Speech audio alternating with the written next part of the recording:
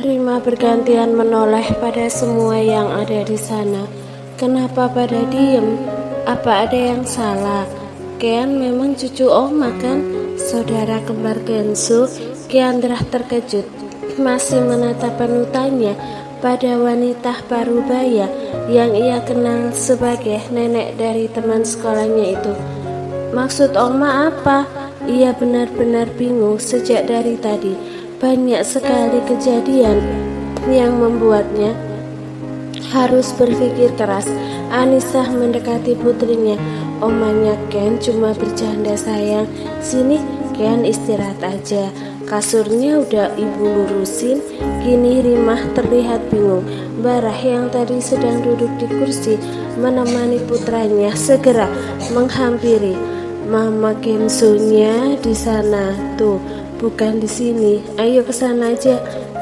Ia merangkul bahu dan membawa ibunya menjauhi ranjang tempat Kiandra berada. Rimah yang masih bingung dengan situasi yang ada hanya menurut saat sang anak membawanya duduk di sofa yang tidak jauh dari tempat tidur Kenzo. Ini kenapa sih? Ada apa sebenarnya? Mama jadi bingung sendiri. Rimah bertanya menatap penutannya ke arah putranya. Mama, aku dan Anissa belum ngasih tahu Kean. Kami udah sepakat buat kasih tahu nanti aja kalau dia udah sehat, ujar Bara. Kenapa? Itu permintaan Anissa, Ma. Iya, tapi alasannya apa, Bara? Apa kamu gak tanya? Kepala pria itu menggeleng. Dia cuma bilang takut Kean terkejut dan itu bikin sakitnya pulih lebih lama. Tolong, Mama. Tolong, Ma. Aku gak mau ada masalah lagi dengan Anissa, apalagi sampai bikin dia kembali menghilang. Makanya aku ikutin aja apa maunya dia apa. Barah menjelaskan alasannya, menyetujui permintaan sang istri meski sebenarnya ia tidak setuju. Rima menghela nafas panjang. Jadi Ken belum tahu kalau mama ini omanya? Pertanyaannya dijawab dengan gelengan kepala oleh sang anak. Sekali lagi, wanita itu membuang nafas kasar. Padahal mama datang ke sini pingin peluk dan ngobrol sama dia. Lirihnya dengan kecewa. Sementara ini mama peluk dulu aja tuh, jagoan mama. Baru nanti mama bisa pelukan prinsesnya mama, ujar Bara sambil menoleh pada Kenzo yang sedang berbaring sambil menatap ke arah mereka. Pasti semua ini gara-gara kamu. Kamu biang keroknya yang bikin semuanya jadi kacau, tuding Rimah seraya melirik sebal pada putranya. Terserah mama lah, pasrah Bara. Baju Kenzo mana? Tuh di bawah meja yang dekat ranjang Kean. Tadi mama simpan di sana. Anissa yang sedang duduk di sofa mengangkat kepala ketika menyadari seseorang sedang berdiri di hadapannya. Barah tengah menyodorkan segelas kopi yang ia pesan beberapa saat lalu. Anissa diam, tidak segera mengambil benda yang disodorkan padanya. Ambillah kopi kesukaan kamu. Itu juga kalau selera kamu belum berubah. Tita Bara saat melihat sang istri hanya diam sambil menatap. Akhirnya wanita itu pun menerima kopi yang diberikan oleh suami. Barah mendaratkan diri samping Anissa. Keduanya sibuk dengan pikiran masing-masing sembari menikmati minuman yang ada di tangan. Hanya ada hening. Sejak kapan kamu tahu bahwa kita akan memiliki 2 anak? Barah bertanya memecah keheningan yang sempat tercipta. Sejak hamil 3 bulan, Anissa menjawab tanpa menoleh sedikit pun. Nada bicaranya terdengar datar. Barah mengalihkan pandangan pada wanita yang duduk di sampingnya. Jika tidak mendengar langsung rasanya tidak percaya dengan apa yang baru saja ia dengar. Ingat dulu waktu Mas ajak aku USG pas lagi sarapan, tanya Anissa. Bara diam sambil mengingat. 7 tahun yang lalu, Anissa dan Barah duduk satu meja di ruang makan kediaman mereka. menikmati makanan tanpa ada kata terucap. Nanti siang aku jemput kamu, kita USG. Aku mau tahu keadaan anakku. Sekarang kandungan kamu sudah 4 bulan. Aku mau tahu perkembangan bayiku, ujar Barah setelah menelan makanannya. Anissa yang baru saja menelan makanan mengangkat kepala dan menatap suami. Aku tidak mau, tolaknya dengan tegas. Barah meletakkan sendok kemudian mengangkat kepala, membalas tatapan dingin wanita yang duduk di hadapannya. Aku tidak memberi kamu pilihan untuk menolak, balasnya tak kalah dingin. Mas, sejak awal menikah, Mas udah menghancurkan semua yang aku miliki. Mimpi, harapan, masa depan, semua tak ada yang tersisa. Tapi aku terima semuanya. Apapun permintaan Mas, aku lakukan. Meskipun itu tidak aku inginkan, tapi aku hanya minta satu hal. Tolong jangan ajak aku untuk USG, ujar Anissa panjang lebar. Barah menggeser piring bekas makan, kemudian menumpukan kedua siku tangan di atas meja. Jemari dua tangannya saling bertaut menatap lurus pada sang istri yang masih menatapnya dengan datar. Beri aku satu alasan. Kenapa aku harus menuruti keinginan kamu, ujarnya. Anissa mengalihkan pandangan menatap permukaan meja. Otaknya kini sedang bekerja, mencari alasan yang tepat dan bisa diterima oleh pria di hadapannya agar tidak memaksa untuk melakukan USG. Tidak ingin suami tahu bahwa ia mengandung 2 janin saat ini. Untuk kesehatan bayi yang aku kandung, jawab Anissa. Barah berdeci. Jangan mengada-ngada, Anissa. Apa hubungannya kesehatan bayi dengan kamu tidak USG? Justru dengan USG kita bisa tahu kesehatan bayi yang kamu kandung. Bukannya Mas yang bilang kalau aku harus meninggalkan bayi ini saat aku melahirkan nanti? Iya, lalu Mas, bayi ini juga anakku, darah dagingku. Aku bukan cuma menyumbang rahim, tapi juga sel telur. Mas pikir aku tidak bersedih kalau ingat bahwa aku harus meninggalkan anakku sendiri? Iya, tapi apa hubungannya? Sambar Bara. Dengarkan dulu aku bicara sampai selesai agar Mas mengerti. Oke, baiklah, maaf. Pria itu akhirnya memilih diam. Anissa menghela nafas panjang kemudian mengusap perutnya sendiri yang sudah mulai membesar. Setiap kali aku ingat kalau aku harus meninggalkan anakku sendiri, aku sedih. Kalau Mas ajak aku USG, aku bisa melihat bentuk dan rupa bayinya. Itu akan bikin aku bertambah sedih. Anissa yang saat mengandung masih berusia 21 tahun itu kemudian menatap suami. Memangnya Mas mau kalau aku sedih terus selama mengandung? Mas dengar sendiri dokter bilang kalau suasana hati harus selalu terjaga agar tetap bahagia. Mas pikir aja sendiri, gimana aku bisa bahagia kalau aku harus meninggalkan anakku nanti? Ditambah lagi dengan USG yang bikin aku terbayang-bayang sosok anak yang harus aku tinggalkan itu. Bisa-bisa bertambah sedih dan stres setiap hari dan berimbas pada kesehatan bayinya. Setelah bicara panjang lebar, Anissa pun diam dengan hati berdebar menunggu respon dari suaminya.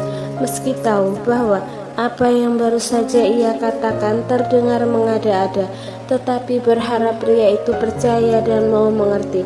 Detik demi detik berlalu seiring dengan detak jantung Anissa yang terus berdebar kencang ketika pria yang berstatus sebagai suaminya itu terus menatap ke arahnya. Dalam hati, ia terus merapal doa dan harap agar suaminya tidak lagi memaksa untuk melakukan USG. Ini memang bukan kali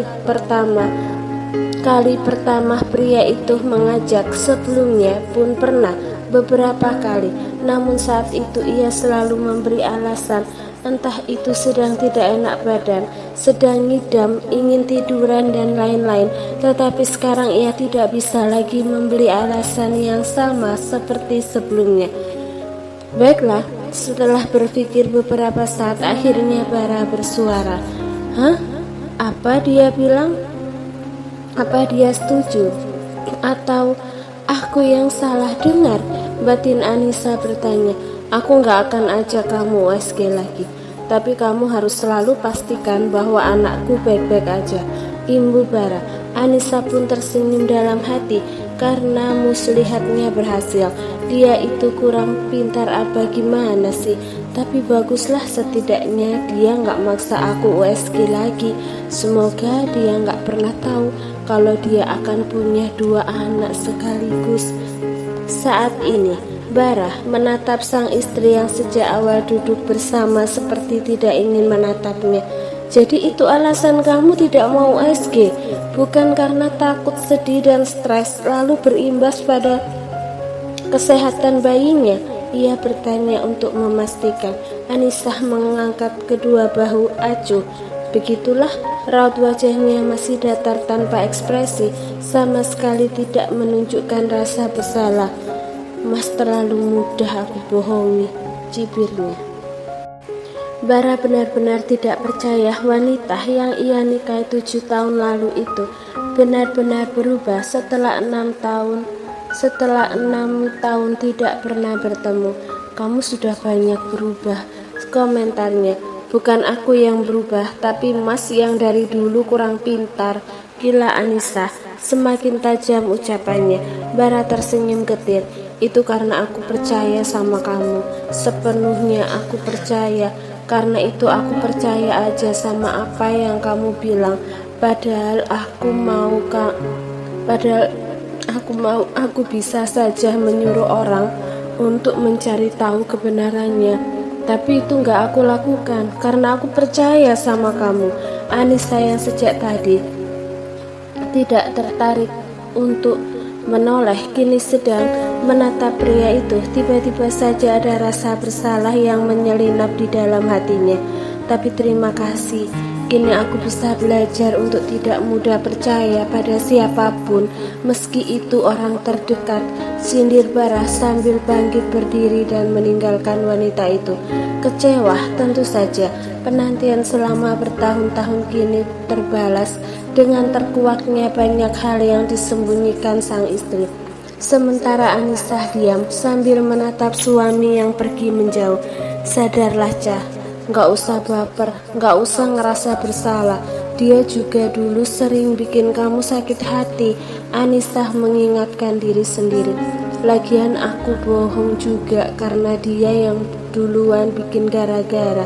Dia yang bohongin aku, pura-pura sayang, ternyata pas udah nikah cuma manfaatin aku. Anissa bergumam mencari pembenaran atas apa yang ia lakukan. Karena sudah merasa lelah, Anissa akhirnya merebahkan diri di atas sofa.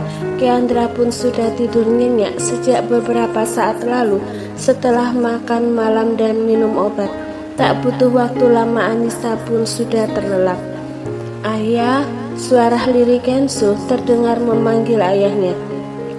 Bara yang sedang merebahkan diri pun segeralah bangkit dan menghampiri.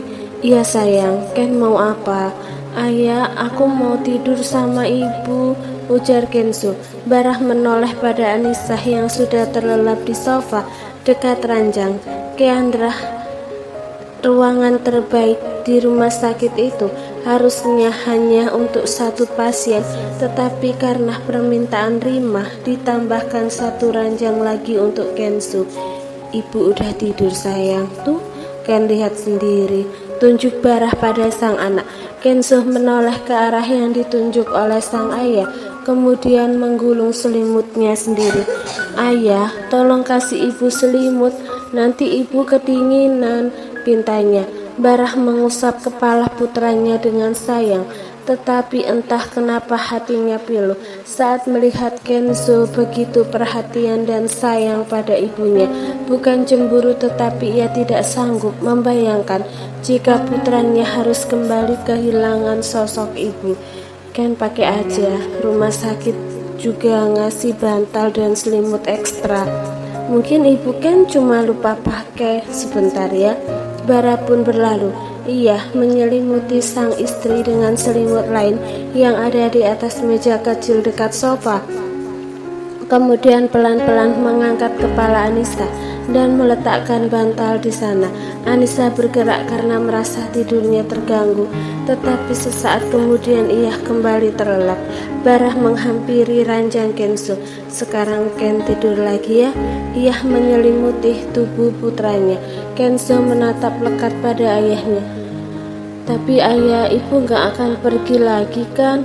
Aku gak mau tidur. Aku takut waktu bangun ibu udah gak ada. Enggak Ken, ibu gak akan pergi. Kean juga masih sakit. Ibu gak mungkin ninggalin Kean. Udah Ken tidur lagi aja ya. Ayah janji ibu gak akan pergi lagi, sahut Barah memberi putranya pengertian. Ayah janji.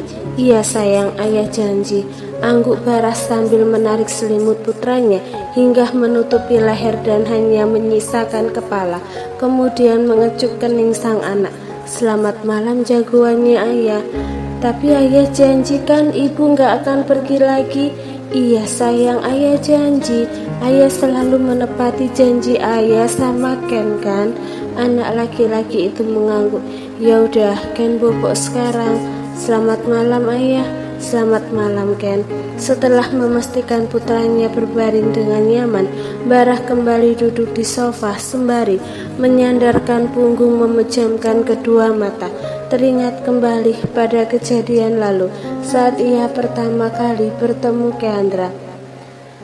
Beberapa waktu yang lalu, Barah tiba di salah satu sekolah terbaik di kota ini. Turun dari mobil mewahnya, kemudian berdiri sambil melepas kacamata hitam dari wajahnya yang tampan dan rupawan. Kenzo pasti suka sekolah di sini, gumamnya sambil berjalan. Ia ingin mendaftarkan putranya di sana. Sebenarnya bisa saja meminta orang lain melakukannya, tetapi Barah memang ingin mengurus sendiri segala hal yang berhubungan dengan putra tercinta. Meski pada awalnya tujuan punya anak hanya demi memenuhi syarat sebagai pewaris keluarga, tetapi nyatanya ia begitu menyayangi sang anak. Karena di sisi lain juga Kenzo lah satu-satunya kenangan yang Anissa tinggalkan untuknya saat Barah sedang berjalan menuju ruang guru. Di arah yang berlawanan, Keandra dan Lucy sedang berjalan sambil berbincang. Lucy mendorong bahu Keandra sambil tertawa karena teman barunya itu menceritakan hal yang lucu, tetapi ternyata hal itu membuat Keandra menabrak seseorang hingga air putih dalam kemasan gelas yang dilubangi dengan sedotan itu muncrat ke kaki orang yang bertabrakan. Aduh, kalau jalan hati-hati dong, jadi basah celana saya, omel Barah saat menyadari celananya basah.